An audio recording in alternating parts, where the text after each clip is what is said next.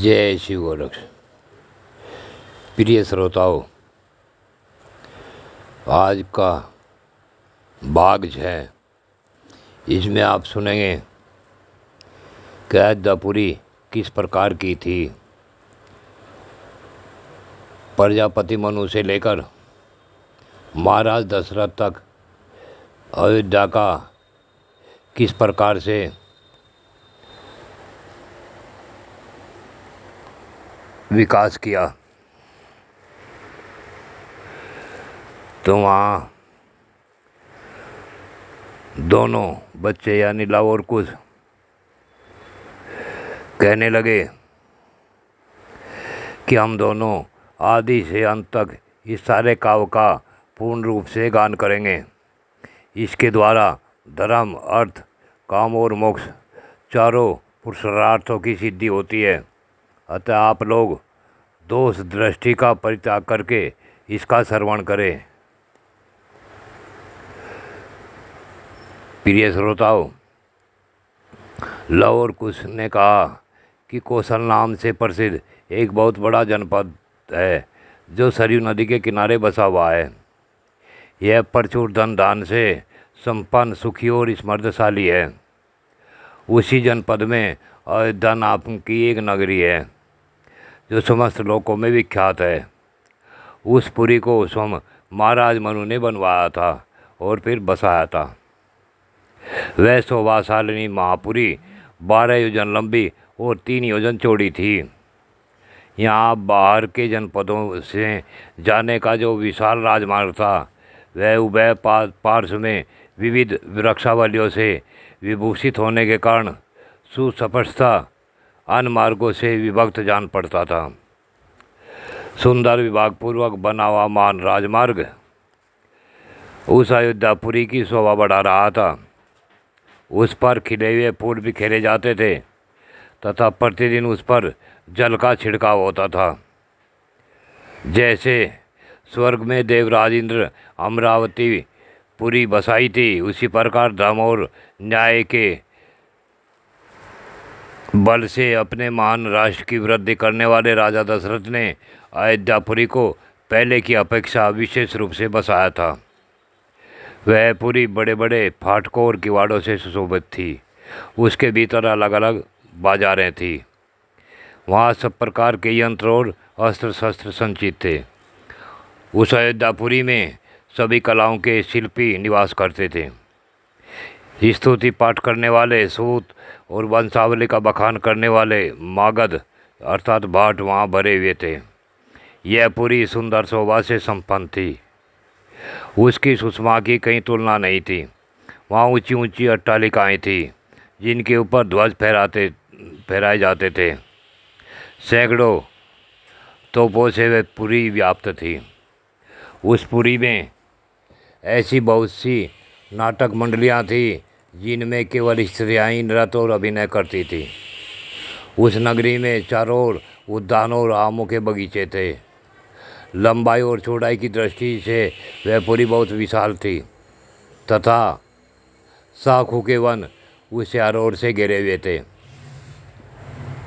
अयोध्यापुरी के चारों ओर गहरी खाई खुदी थी जिसमें प्रवेश करना या जिसे लांघना अत्यंत कठिन था। वह नगरी दूसरों के लिए सर्वथा दुर्गम और दुर्जय थी। घोड़े, हाथी, गाय, बैल, ऊँट आदि उपयोगी पशुओं से वह पुरी भरी पूरी थी।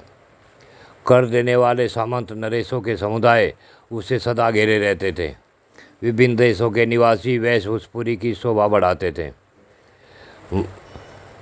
अयोध्या के महलों का निर्माण नाना प्रकार के रत्नों से हुआ था। गगनचुंबी प्रसाद पर्वतों के समान जान पड़ते थे। उनसे उस अयोध्यापुरी की बड़ी शोभा हो रही थी। वह अमरावती महाराज इंद्र के ईश्वर के समान दिखाई पड़ती थी। उसकी शोभा विचित्र थी। उसके महलों पर सोने का पानी चढ़ाया गया था। सुंदर नारियों के समूह पुरी की शोभा बढ़ाते थे। वह सब प्रकार के रत्नों से भरी पुरी और सत महल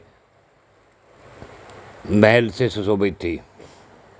पूर्ववासियों के घरों से उनकी आषाढ़ी आबादी इतनी घनी थी कि कहीं थोड़ा सा भी अवकाश नहीं दिखाई देता था। उसे समतल भूमि पर बसाया गया था। यह नगरी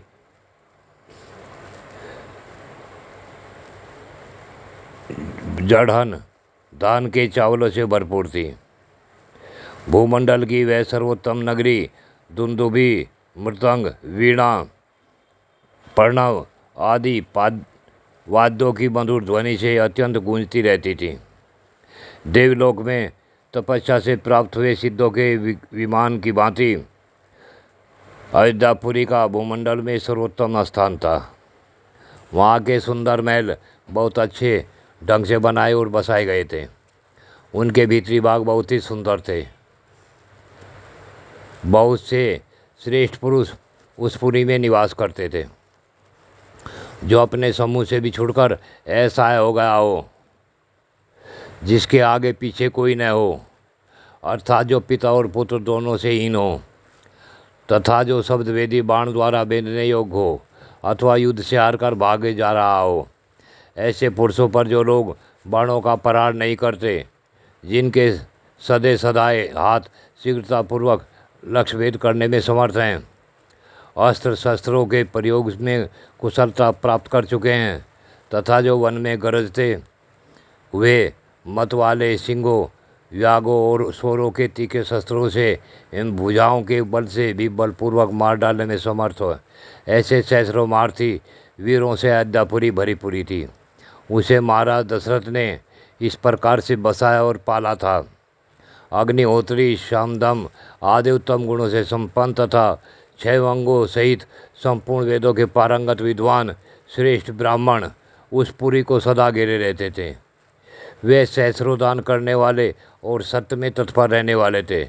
ऐसे महर्षि कल्प महात्माओं तथा ऋषियों से अयोध्यापुरी सुशोभित थी तथा राजा दशरथ उसकी रक्षा करते थे।